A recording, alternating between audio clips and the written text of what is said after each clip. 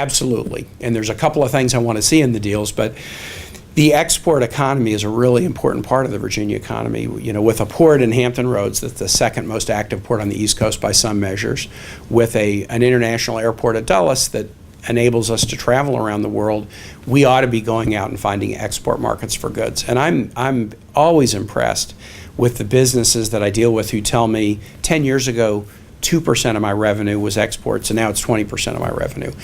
You have very creative businesses, including small businesses, including small farms and foresters who are finding customers abroad, and we should do everything we can to promote it.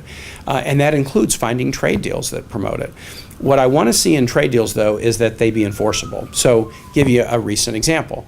I was very supportive in giving the previous president, President Obama, and President Trump a 5-year window to negotiate trade deals. It's called fast track. They would negotiate, bring the deals back to Congress for a vote. Very supportive of this.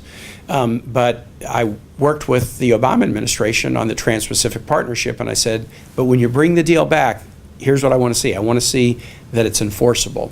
If there's provisions in the deal for companies, they need to be enforceable. If there's labor protections, they need to be enforceable. If there's environmental protections, they need to be enforceable. When the deal came back to us, the provisions helping companies were enforceable, but the provisions helping labor organizations and environmental organizations enforce their standards weren't enforceable, so I couldn't support the deal. I'm making the same pitch to the Trump administration now as they contemplate improving NAFTA.